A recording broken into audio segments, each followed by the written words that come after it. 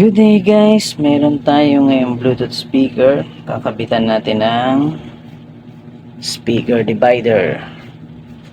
So, okay, tingnan natin. At ikabit na.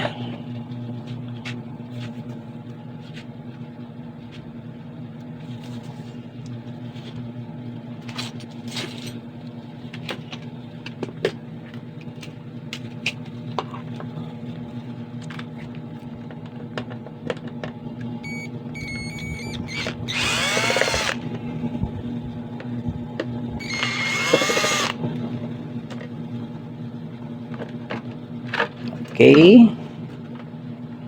Tuturo natin kung paano magkabit ng speaker divider. So dati nang meron tong speaker divider, tinanggal na lang natin kasi matagal naman hindi nagagamit. Kinabit na lang muna natin yung speaker divider sa ibang speaker. So meron na tayo uling available, kaya ipapakita natin kung paano magkabit ng speaker divider. Okay guys.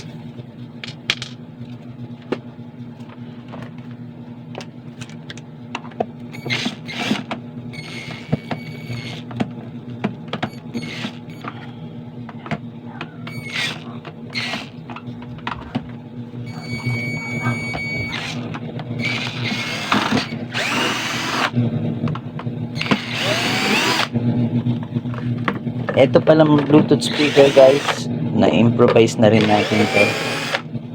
Hindi na ito ang original na amplifier niya, pinalitan na natin ito ng D100.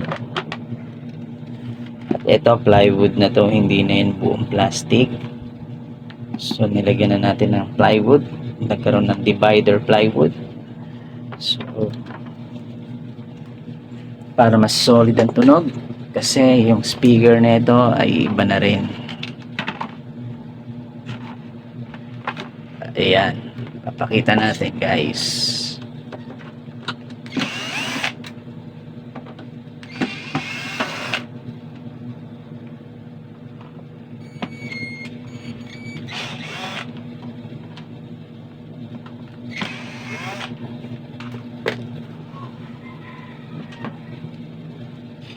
Ngayon, tatanggal na natin ang hover.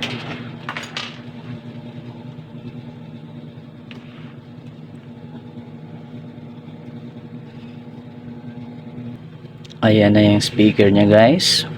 Plywood na to.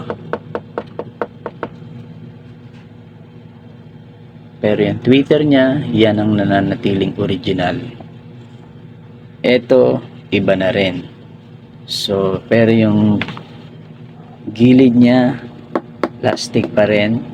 So, ito, nilagyan natin ng plywood na eksakto lang yung kapal. So, siniksik natin. Tapos, in-screw natin yung plywood. Tapos, nag-sandwich tayo ng epoxy para yun ang magsisilbing seal niya at hindi makasingaw. Tapos naglagay na rin tayo ng butas at nakaseparate itong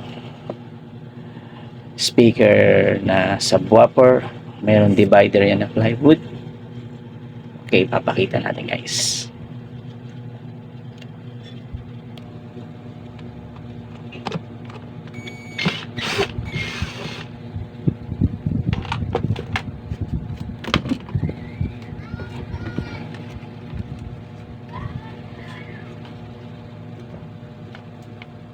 Ayan guys, may foam yan, plywood na to,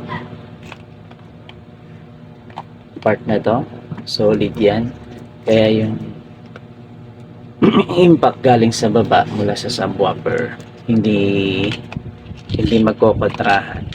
So meron din sariling butas para sa subwoofer at para sa full range meron din sariling butas. Okay, ikakabit na natin ang speaker divider. Okay guys, ikakabit na natin tong speaker divider. So ito yung kanyang main.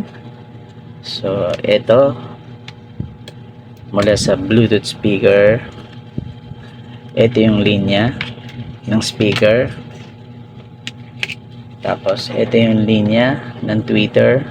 Bali yung tweeter pala, diniretso ko na mismo dun sa tweeter. Ayan guys. Ayan, konektado na siya dito sa tweeter. So hindi na natin patadaanin yan ng speaker divider. So itong source mula sa amplifier ay dito natin itatap sa source ng or sa input ng speaker divider.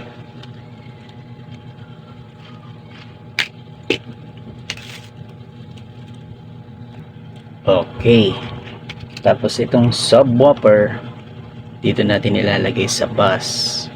So ito pala 4 channel siya, isang input, so 4 na output, bass, mid-range, treble, bass. So dito na natin ilalagay sa bass ang subwoofer.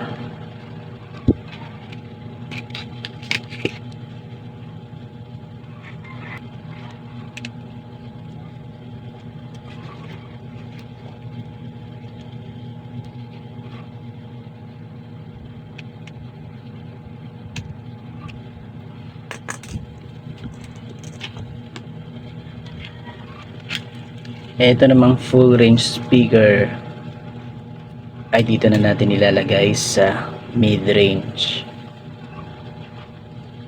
Okay. Okay, nakapwesto na yung ating speaker divider. Lalagyan ko siya ng masking tape upang hindi dumikit sa D100 para walang direct contact.